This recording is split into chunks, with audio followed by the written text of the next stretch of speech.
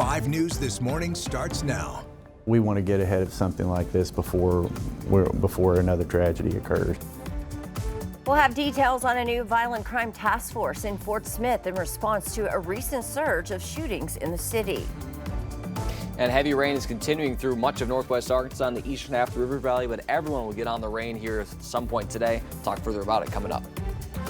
And families are getting ready to hit the lakes and the parks for Labor Day weekend.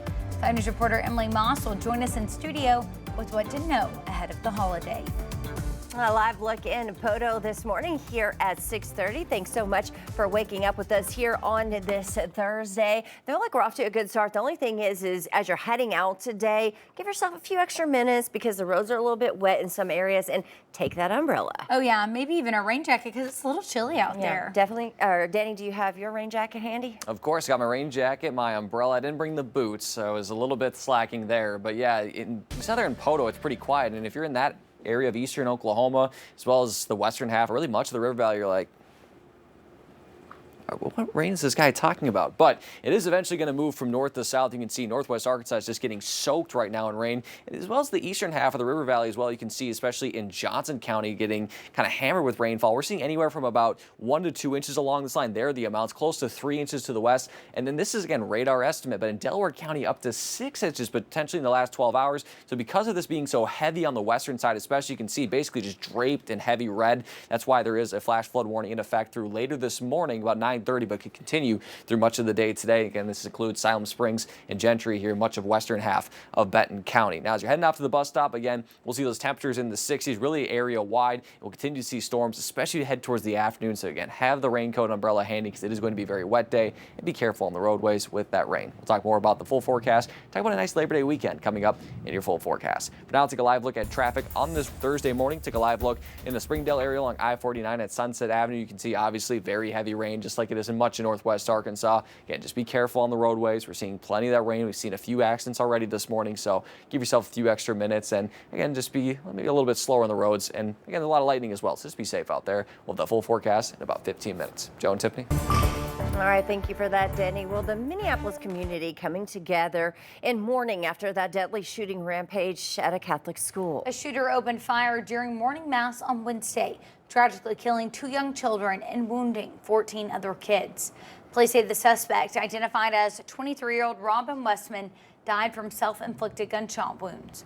Now, they also say that Westman had no criminal history and was carrying 3 guns, all purchased legally at the time of the shooting. The mayor of Minneapolis hailed the bravery of school staff, who he said threw their bodies on top of children to protect them. I'm so grateful for the teachers and the faculty that truly acted in heroic fashion to save lives. Our police officers that ran towards that danger. Police also say the shooter shared a manifesto on social media that's being investigated. Well, the White House has fired their new CDC director, Susan Monterez, after she refused to resign. This comes less than a month after her Senate confirmation. In a statement, the White House said that she is not aligned with the president's agenda of making America healthy again. It's not clear why Monterez was removed, but several other top CDC officials resigned, citing disagreements with the Trump administration. On Tuesday, her lawyers wrote that she had, quote, refused to rubber stamp unscientific, reckless directives and fire dedicated health experts. Well, the FDA has approved updated COVID-19 vaccines, but not for everyone. The agency gave the green light on Wednesday for all adults over 65. Younger adults and children are only eligible if they have at least one high-risk health condition. The FDA previously recommended annual COVID-19 vaccinations for all Americans 6 months and older. Well, family and officials in Barling have been searching for a missing driver in the Arkansas River after his vehicle plunged off a boat ramp in that area. On Monday, multiple agencies responded at Spring Hill Park after the vehicle entered the river. Despite extensive search efforts, the driver, now identified as Donald McGrew, remains missing. We spoke with Donald's sister, Rebecca Myers. You know, as a sister, it's hard for me just to go home and wait. I want to do something. You know, we have walked the riverbanks, we've driven, we've walked, we've hiked. The investigation is still underway, and family members are asking anyone with resources to assist. McGrew's relatives say they're determined to find closure while remembering his comedic spirit and love for life. Well, Fort Smith police say a recent string of shootings has them a little concerned, despite violent crime trending down in recent years. 5 News reporter Lauren Spencer tells us about the department's new plan to get ahead of the problem. Last Monday, Fort Smith police responded to 2 reports of gunfire at 2 separate locations in the city. And now they say in response to what's been a recent influx of shootings in the city, they're creating a new violent crimes task force.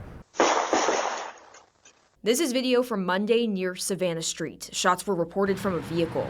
Incidents like these are part of what Fort Smith police say is a troubling spike in gun violence. The summer months, you sometimes see a spike in certain types of activity, and this was something that we really wanted to address. Fort Smith police say overall, violent crime has been trending down the past 3 years.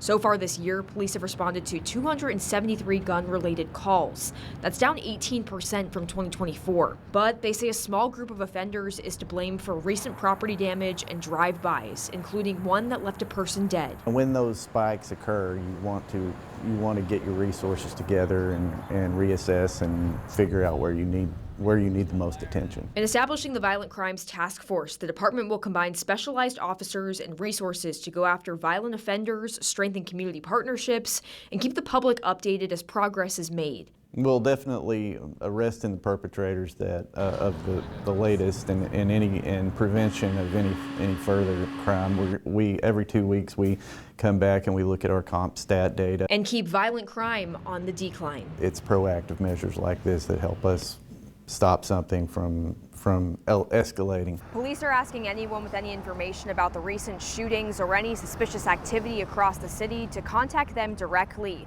or you can contact Fort Smith Crime Stoppers and receive an up to $1,000 reward. In Fort Smith, covering news where you live, Lauren Spencer, 5 News. Well, Bentonville detective was cited by Arkansas Game and Fish after he allegedly fired a gun near bystanders at a country club in Rogers. Last month, 2 people were fishing at a pond at the Shadow Valley Country Club when a man in a golf cart shot a .22 rifle in their direction.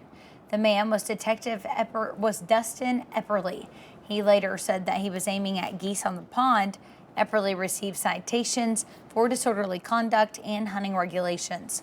5 News has reached out to Bentonville police for information on his employment status. Well, as Labor Day weekend approaches, U.S. Army Corps of Engineers are preparing for high traffic to the state's waterways. 5 News reporter Emily Moss joining us now live with the latest. Good morning, Emily. Good morning, Joe and Tiffany. At Beaver Lake, Labor Day brings an annual visitor boom. But this year, the Little Rock District for the Army Corps says several campsites and beaches will be closed because of elevated waters. The Army Corps does have an online tracking tool for the water and campsites that are closed. Right now, Hickory Creek, War Eagle, and Horseshoe Bend beaches are all closed. On top of that, the Army Corps is also reminding people to drink water. Alcohol is prohibited at several of Beaver Lake's parks. We've been lucky with the amount of alcohol incidents on the lake this year. So let's keep it that way over the holiday. This is the last major holiday before the recreation season is over with. So we want everybody to enjoy this weekend. Just because you're in the water doesn't mean you don't need to consume water. The biggest thing this weekend to look out for is wearing a life jacket. There are several life jacket loaner stations across the park, but the Army Corps says it's important for everyone on the boat to have one on, especially with these elevated water risks. If you can't see something on the water that could throw you out of the boat, you want to make sure you have that jacket on to help you swim to safety. Joe, Tiffany. All right, thanks for that, Emily. Well, travelers can look forward to dipping airfare and the cheapest gas prices we've seen since 2020. AAA reporting the national average for gas nationally, $3.21, 14 cents cheaper than last year. Arkansas, $2.79. In Oklahoma, drivers are paying $2.77. Now, wherever you fill up, AAA says they expect roads to be a little less busy than 4th of July with school back in session. It'll keep families a bit closer to home this weekend. It's not like July 4th, where if a lot of people have summer vacations, there's a lot of, fluctuations in which days people are leaving. Same over Christmas. With Labor Day weekend, it's like most people are probably going to leave on Friday and come back on Monday. Well, if you're flying, domestic airfare is 6% cheaper than last year.